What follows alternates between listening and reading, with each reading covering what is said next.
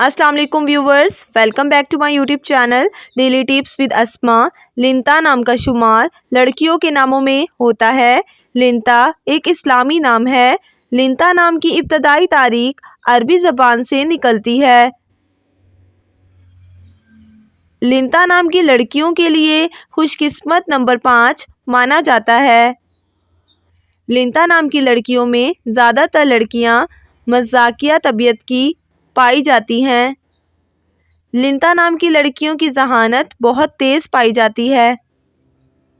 लिंता नाम का शुमार इंटरनेट पर सबसे ज़्यादा सर्च होने वाले नामों में से होता है। लिंता नाम की लड़कियों के लिए खुशकिस्मत दिनों में जुम्मा और सोमवार का दिन शामिल है। लिंता नाम का मतलब है नरम दिल और सखी।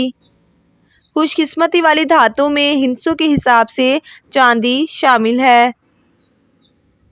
लिंता नाम के अफराद के लिए मुआफिक रंगों में सब्ज़ और नीला रंग शामिल है।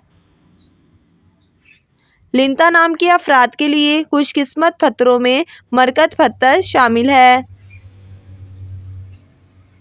फ्रेंड्स, अगर आप किसी भी नाम का मतलब जानना चाहते हैं तो आप कमेंट बॉक्स में अपना नाम लिखें। इंशाल्लाह हम आपके नाम की वीडियो ज़रूर बनाएंगे।